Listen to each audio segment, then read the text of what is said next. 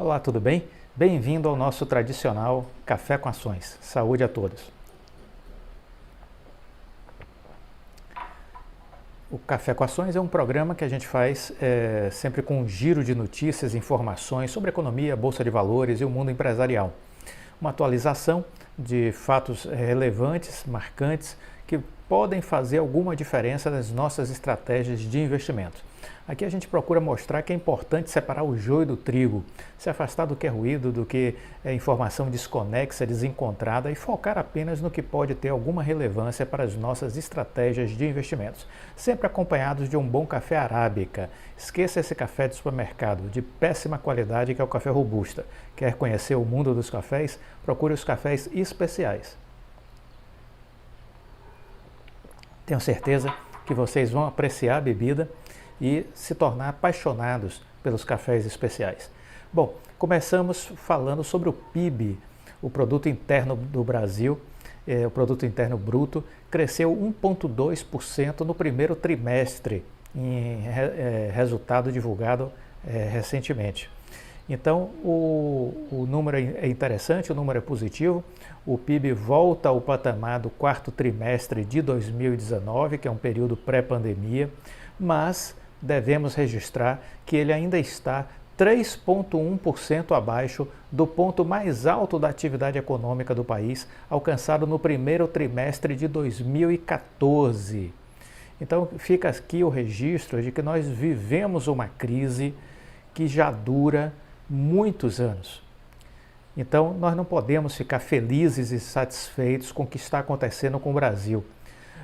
Nós tivemos uma explosão da economia brasileira e o país veio abaixo por conta dos desatinos do desgoverno Dilma. Isso é fato, isso é registro, isso é dado histórico, isso é dado comprovado.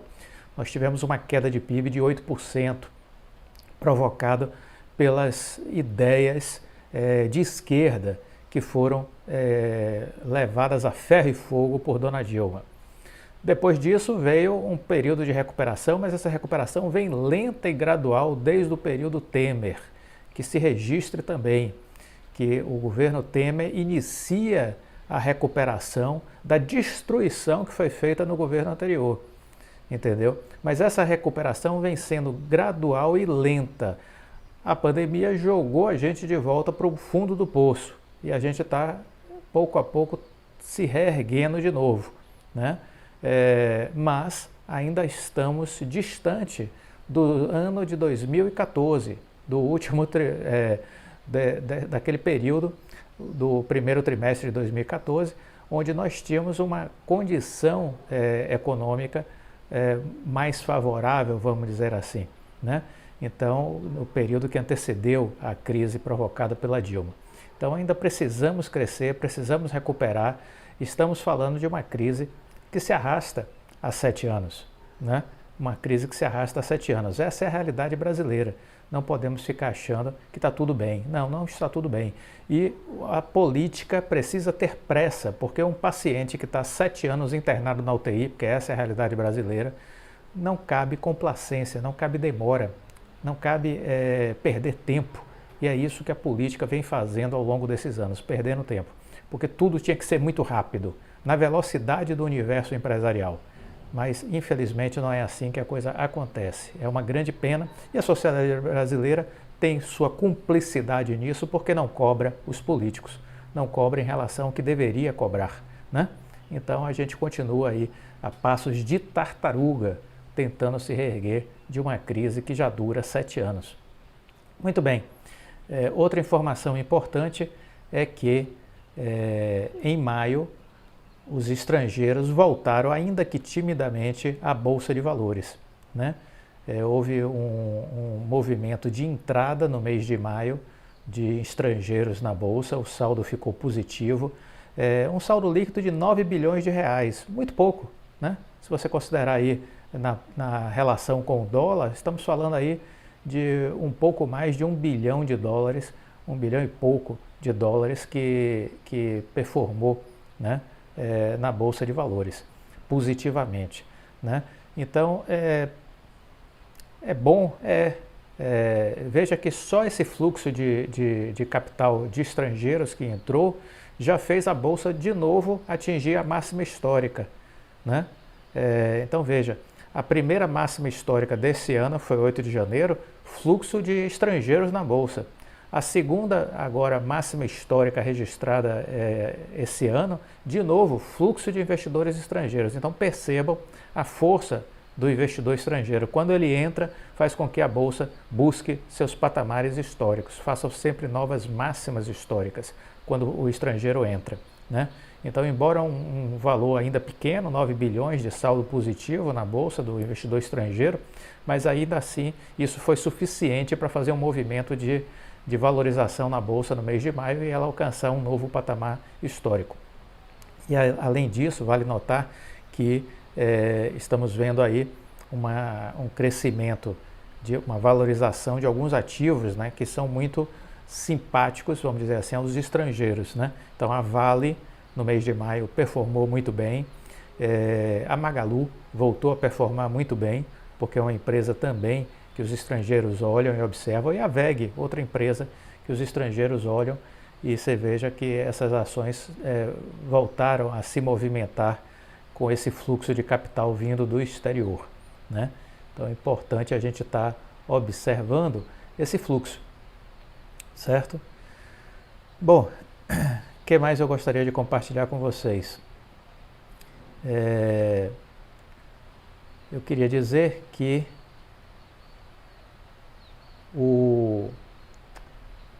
a Espanha, né, reduziu preços e melhorou as condições para o leilão que eles vão fazer lá do 5G, entendeu?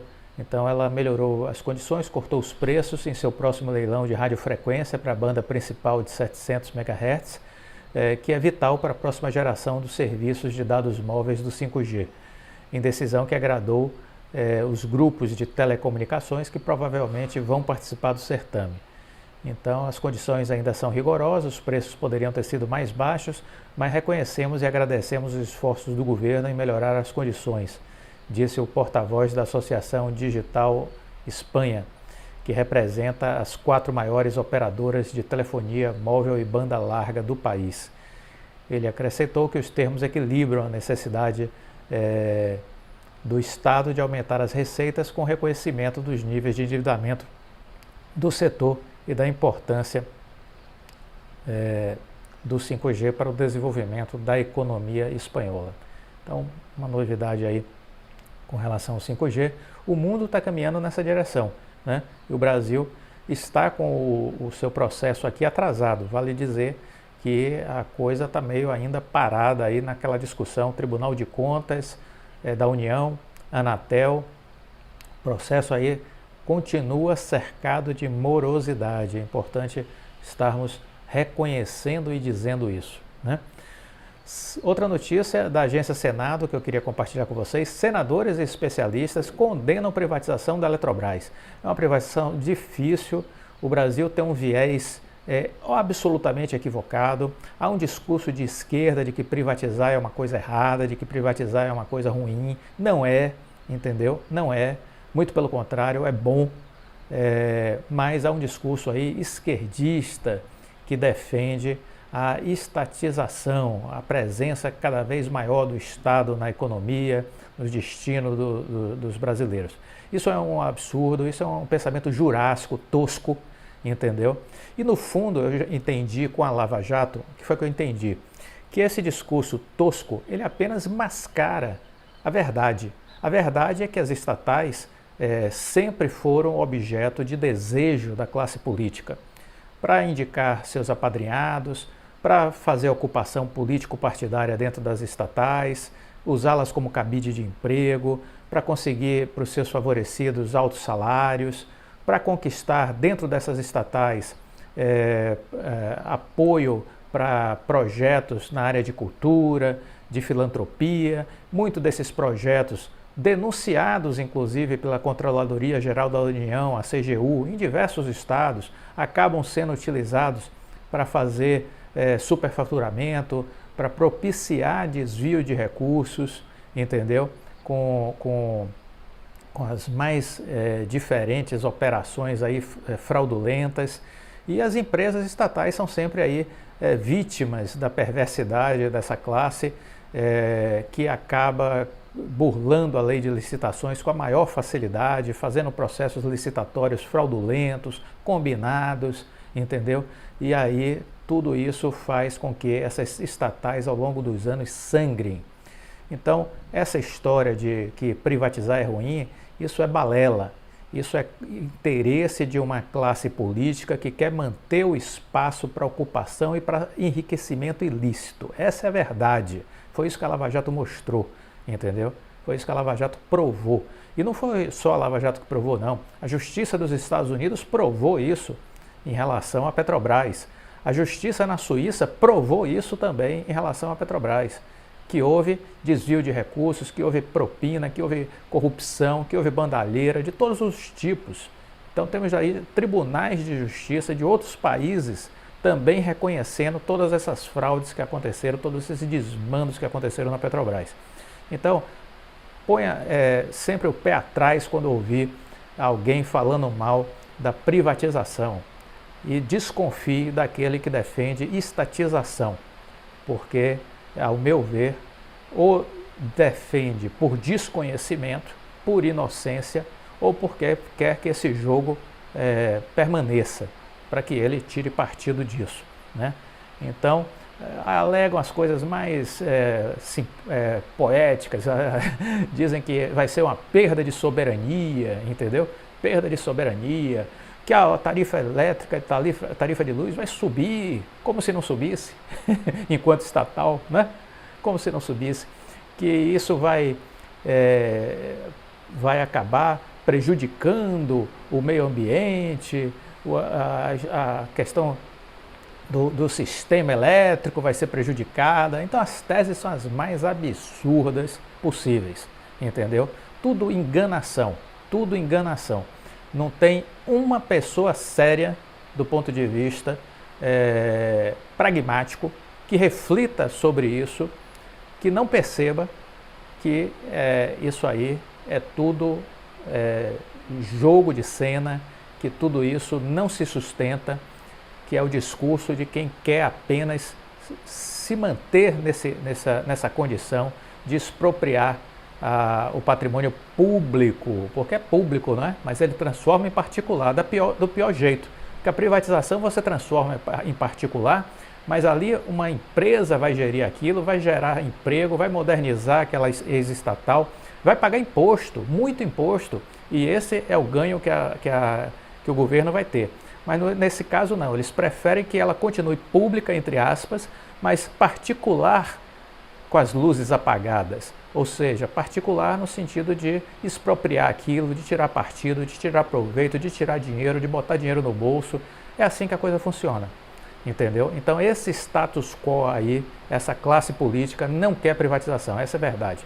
Mas não quer não é por conta de que, não, defende a soberania, defende as mais diversas teorias que parecem lindas e simpáticas, tudo balela, tudo enganação. O que estão defendendo é o bolso deles, é o direito de continuarem metendo a mão nas estatais. É isso que eles querem. Então fiquem ligados e comecem a olhar a história das estatais.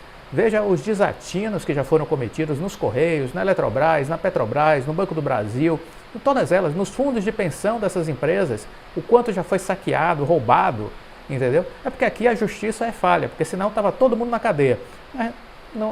Infelizmente a gente não é os Estados Unidos. Se fôssemos, turma toda estava presa. Mas aqui está todo mundo solto, com as bênçãos da nossa justiça, e aí a coisa vai continuando desse jeito pelos próximos 500 anos. Mas fiquemos de olho e não deixemos que essa versão pseudo verdadeira, né, que eles defendem, essas pseudos verdades que eles defendem, nos contaminem e nos tire a capacidade crítica de entender que no fundo, o que eles estão defendendo é a manutenção dos espaços para que ocupem e para que possam saquear. Entendeu? Esse foi o nosso giro de notícias de hoje. Fiquem com Deus e até a próxima. Tchau.